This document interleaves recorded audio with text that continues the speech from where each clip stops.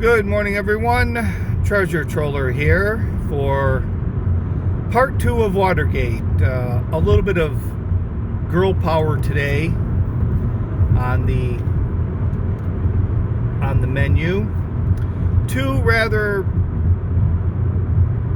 influential women that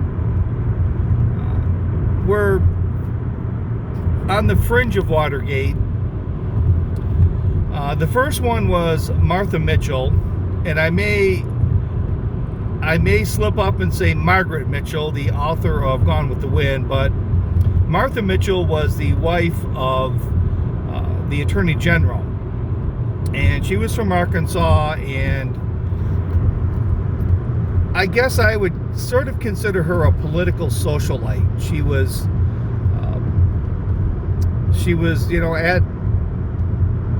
at the balls, at all the fundraisers. She liked to be seen. She liked to be heard. She appeared on a lot of talk shows back in the 70s. Rather popular, non-political, political person. And of the night of the Watergate break-in, Martha was in California at a fundraiser with her husband, and he found out about the break-in and kind of what went down, and he didn't say anything to her, and he left the very next day to fly to Washington, D.C., and they didn't want Martha talking. Martha being the person she is, like to talk. They didn't want Martha talking. So Martha says they kidnapped her, but there was a hotel that when the Mitchells were in California that they stayed at, and so she was back at that hotel, and like I said, she said they kidnapped her. I guess I would say they detained her. They would not let her leave. She tried to escape once, I guess, and use a phone. She kind of saw on television what was going on. And I personally think that was a mistake. I think they should have brought her back to Washington, explained as much of it as she could, or as they could, to her, without getting her all that involved, and let her put her charm on. When I watched some interviews with Martha, she reminds me a lot of Bridget Fonda's character in Point of No Return, and the charm school lady, where she gives her a bit of advice, and where it's something like, well, if someone asks you to do something that's just really shocking to you, or something that's very difficult, and they're sort of questioning or waiting for your response, she kind of just would give a head flip or a flip of her head or her hair and say, I never did care much about the little things. And I just think that's the way Martha might have taken Watergate and to the press, is that, I don't really care much about the small things.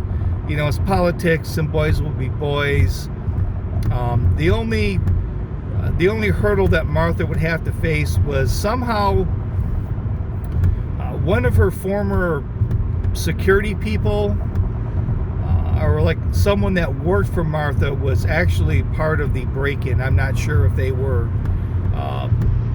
supposed to be the watchmen, or what exactly they did, but they were supposed to be involved. So she might have a little tough time talking through that one, but Martha never cared much about the little things.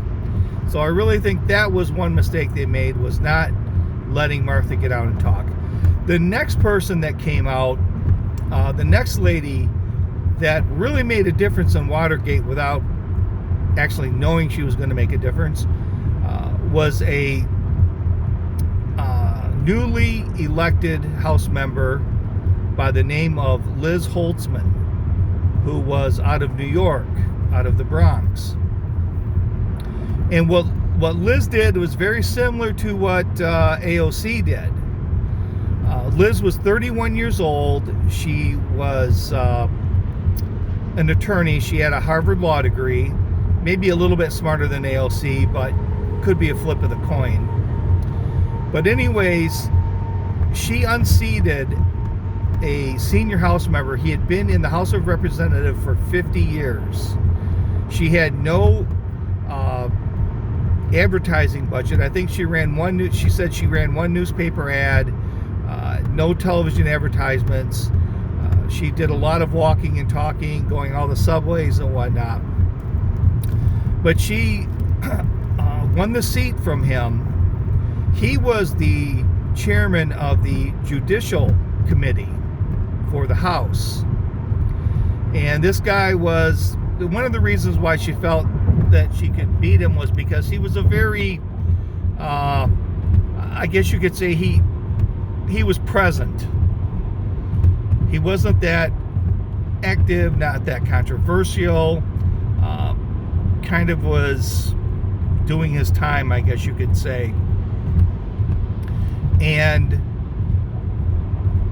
he was the chairman, and when she won the seat, well then a new chairman came in who was a very partisan Democrat, and she also got a seat on the Judicial Committee. But that is another reason why the House kind of pressed forward with impeachment, and if they could impeach the president, and sort of figuring out through like high crimes what that actually meant, trying to define some of this stuff. So Liz Holtzman was really kind of a linchpin in the hearings and why they continued through the House. So that's it for part 2. We'll do one more small part, a part 3, to kind of wrap up the personal opinion of Watergate. So this is Treasure Troller saying aloha and good day.